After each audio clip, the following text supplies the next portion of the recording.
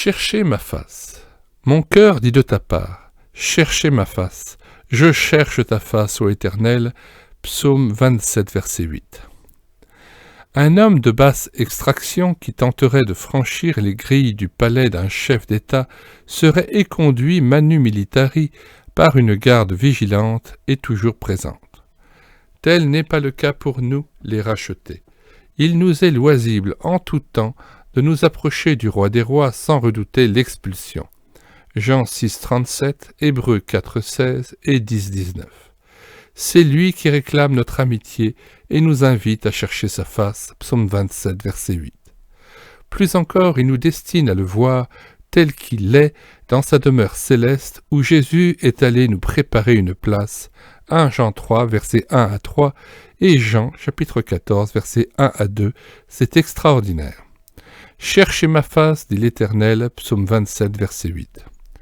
Une chrétienne fort âgée, dévouée à l'œuvre du Seigneur et d'une authentique piété, m'avouait lors d'une récente visite. Moi, il me faut du temps quand je me recueille le matin. Du temps, que voulez-vous dire? Oui, il me faut du temps avant de me trouver vraiment dans la présence de Dieu. Je veux dire, du temps pour que mes pensées se disciplinent et se portent uniquement sur la personne de mon Seigneur. Du temps encore pour que je sois dans un paisible abandon devant lui. Après tout, si Dieu nous ordonne de chercher sa face, c'est bien la preuve que nous ne nous trouvons pas toujours d'emblée dans sa présence lorsque nous l'invoquons. Bramwell, ce prédicateur exceptionnel qui consacrait la prière jusqu'à 6 heures par jour, reconnaissait qu'il ne commençait jamais à prier qu'à contre-cœur. Parfois même, il devait se faire violence au début car sa prière semblait aride. Mais il tenait bon et persévérait dans la foi. Alors les cieux s'ouvraient. Lui aussi, malgré sa grande piété, devait chercher la face de Dieu. Alors pourquoi nous laisserions-nous arrêter par une impression de sécheresse ou un vague malaise ressenti lorsque nous joignions les mains? Satan sait embroussailler le chemin du sanctuaire, mais avec Dieu on ne persévère jamais en vain. Qui cherche trouve, a promis Jésus, et l'on ouvre à celui qui frappe. Matthieu 7, verset 8. Quand donc serons-nous amenés à rechercher la face du Seigneur? Sans aucun doute après un temps, même très bref, de relâchement dans la prière et la méditation de l'Écriture, ce qui arrive fréquemment en période de vacances, au cours d'absences répétées ou de longs déplacements, ou lorsqu'un surcroît d'activité accapare notre esprit. La poursuite des richesses, une infidélité entretenue, l'abandon des saintes assemblées font que nous décrochons d'avec Dieu. Aussi se fait-il attendre lorsque nous revenons à lui. Et d'ailleurs, plus nous tardons à renouer avec notre Seigneur, et plus le retour exige persévérance et volonté de le rencontrer. On ne dispose pas de lui à sa guise. Il se laisse trouver, c'est vrai, mais seulement quand il le juge bon et nous voit le chercher avec un cœur sincère et résolu. Sommes-nous conscients d'avoir lâché le Maître? Alors nous revenons simplement à lui avec un cœur ouvert à son action. Aussi longtemps que nos pensées vagabondent et ne se fixent pas sur le Seigneur, nous persistons dans notre attente, demandant à Dieu de maîtriser ses pensées et de les garder en Jésus-Christ. Philippiens 4, 7. Peut-être avons-nous présentement de la peine à nous concentrer et à établir le contact avec Dieu. Cela ne viendrait-il pas de ce que nous éprouvons une vague réticence à affronter sa sainte personne? Il peut advenir même qu'en nous approchant de lui et de sa parole, elle ne devrait pas nous quitter quand nous prions, le Saint-Esprit mette en évidence une malhonnêteté, un mensonge, une rancœur, un refus d'aimer et de pardonner, une faute précise. Alors, comment pourrons-nous supporter la présence du Saint et du Juste et nous complaire devant sa face aussi longtemps que nous ne renoncerons pas au péché signalé? Si nous sommes fermement résolus à le rencontrer, le Saint-Esprit amènera nos pensées captives à l'obéissance de Christ.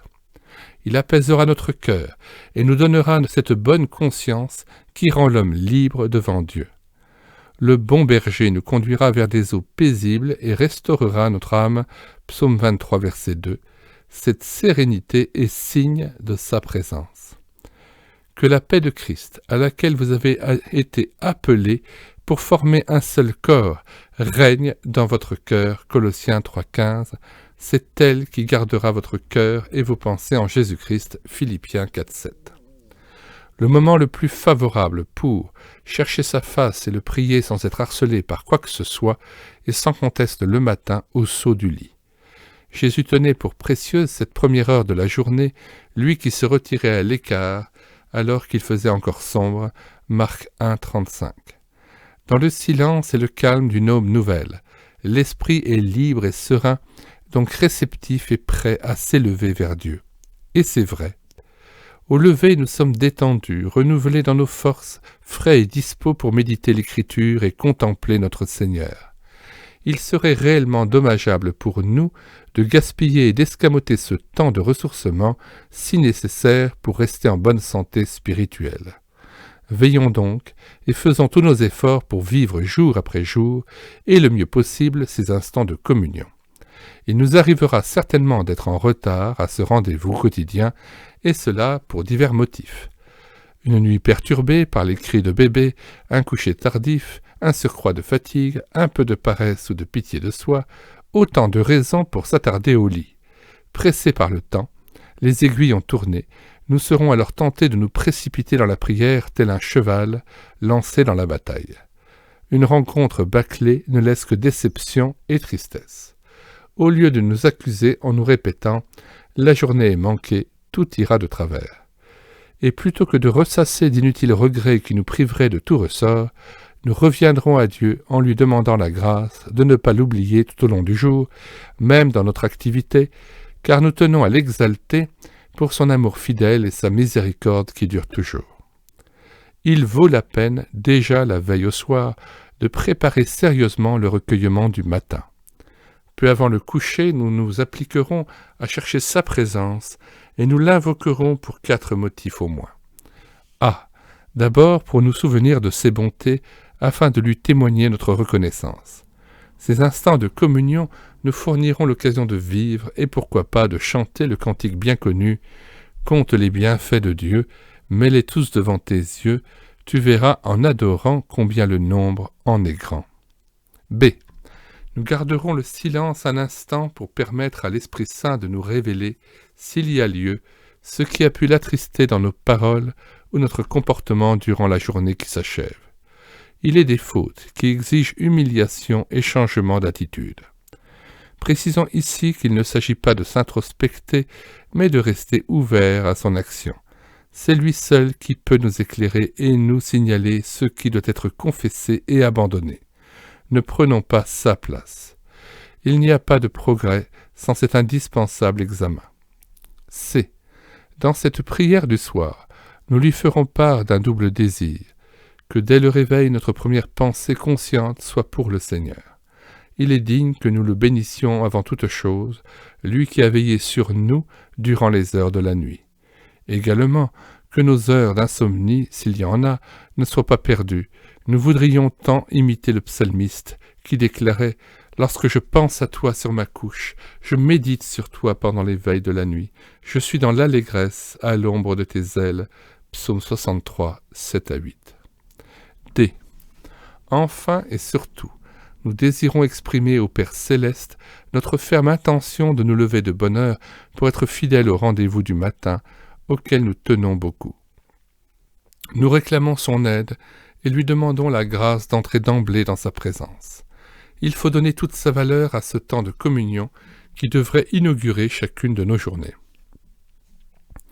Que faut-il entendre par l'expression « chercher ma face » et que faire pour le rencontrer? Une illustration nous éclairera sans doute. Supposez que je passe la soirée avec des amis. Alors que je bavarde gaiement avec eux dans le salon, soudain, plus d'électricité. C'est la panne. Surpris, chacun se tait et attend que revienne la lumière. Mes yeux ont beau fouiller l'obscurité, je ne distingue pas le couple sympathique qui me reçoit. Aucun bruit n'est perçu, pas même les respirations qu'on semble retenir. Et quoique rien ne me permette de déceler la présence de mes amis, cette présence est pour moi une réalité. Ils sont bien là, je les sais, et non pas je les sens tout près de moi. Je puis donc reprendre et poursuivre la conversation interrompue peu auparavant. 1. Chercher sa face, ce n'est pas se concentrer pour essayer de se représenter le visage de Dieu. Il ne s'agit surtout pas de le visualiser, je veux dire, de vouloir créer en soi une image visuelle de Dieu ou de Jésus. Avec vigueur, nous dénonçons cette tentative qui n'est rien moins qu'une forme camouflée d'idolâtrie. Le décalogue est catégorique. Tu ne te feras aucune représentation des choses qui sont là-haut, et tu ne les serviras pas. Exode 20, verset 3. Avais-je besoin de me représenter mes amis pour me savoir en leur présence? Et quand le lendemain il m'aurait pris la fantaisie de les imaginer près de moi, aurait-il été pour autant en ma compagnie, prêt à converser avec moi? Deuxièmement, chercher sa face, ce n'est pas non plus s'attendre à éprouver des sentiments merveilleux, à goûter le céleste. Certains veulent d'abord sentir qu'ils se trouvent dans la proximité de Dieu pour croire au don de sa présence. Autant dire qu'ils veulent voir pour croire, alors que l'Évangile leur donne le contraire. Crois et tu verras, Jean 11, 40. Il est vrai que cette présence ne me laissera ni insensible ni froid, mais la poursuite de l'ineffable, quoique sa présence soit ineffable, ne serait en définitive que recherche de soi et mondanité camouflée. Le moi est avide de merveilleux. Or, le juste vit par la foi et non par la joie ou les sentiments qui sans cesse fluctuent. Habacuc 2, 4. Chapitre 3. Chercher sa face, ce n'est pas s'attendre à des visions ou à des manifestations d'ordre spirituel, bien que Dieu reste libre d'en accorder. Toute expérience qui bouleverse agréablement n'est pas nécessairement d'origine divine. Ne confondons pas un quelconque nirvana avec le sanctuaire du Dieu de Jésus-Christ. Ceci dit, le chrétien reste lucidement ouvert à tout ce que son Seigneur est disposé à lui donner, pourvu qu'il ne s'avise pas de lui dicter à l'avance ce qu'il souhaite recevoir. Que sa volonté soit faite. Dieu est souverain, lui d'abord, et non les bonnes choses dont il ne manquera pas de combler son enfant, donc vigilance. Au risque de nous répéter, car ce sujet est tellement important, précisons qu'il n'est nul besoin d'éprouver quoi que ce soit pour être conscient d'un fait, d'une chose ou de la présence de Dieu. L'illustration qui ouvre ce chapitre nous en fournit la preuve. La présence du Seigneur est une réalité, elle est un don accordé à la foi. On déduira de ce qui précède que, premièrement, les gens pressés qui se contentent d'un petit bout de prière ne s'approchent pas vraiment du Seigneur. Dieu a le temps. À nous d'en trouver aussi pour nous présenter devant lui, sans hâte, détendus et confiants. Donnons-lui l'occasion de nous visiter. Deuxièmement, le Seigneur n'accorde pas sa présence à ceux qui l'oublient et font peu de cas de sa personne. En vérité, il se montre plus préoccupé de leurs besoins que de celui qui veut y répondre. Troisièmement, c'est manquer de sagesse que de se jeter dans un flot de paroles sitôt que nous l'invoquons. Le conseil de l'Ecclésiaste n'est jamais caduc. Ne te presse pas d'ouvrir la bouche et que ton cœur ne se hâte pas d'exprimer une parole devant Dieu. Approche-toi pour écouter Ecclésiaste 4, 17, jusqu'à chapitre 5, verset 1. Quatrièmement, il est bon de prendre le temps de s'isoler intérieurement pour ne pas être distrait par les bruits venant d'ailleurs. Notre esprit les capte si aisément. C'est pourquoi faisons taire toute préoccupation en nous approchant du Seigneur. Par l'action du Saint-Esprit, Dieu nous en rendra capables. Notre Dieu est proche de ceux qui l'invoquent avec sincérité. Question. Sommes-nous de ceux qui se sont éloignés du Seigneur? Si oui, pourquoi l'avons-nous tenu à l'écart? Y aurait-il quelque infidélité à confesser? Et plutôt que de nous laisser aller à l'introspection, nous nous ouvrons à la lumière de Dieu et d'avance acceptons son verdict. 2. Sommes-nous vraiment résolus à vivre en étroite communion avec le Maître pour le mieux servir et l'adorer? 3. La paix de Christ règne-t-elle dans notre cœur? Pourquoi ne nous approcherions-nous pas de lui comme nous y invite l'Écriture?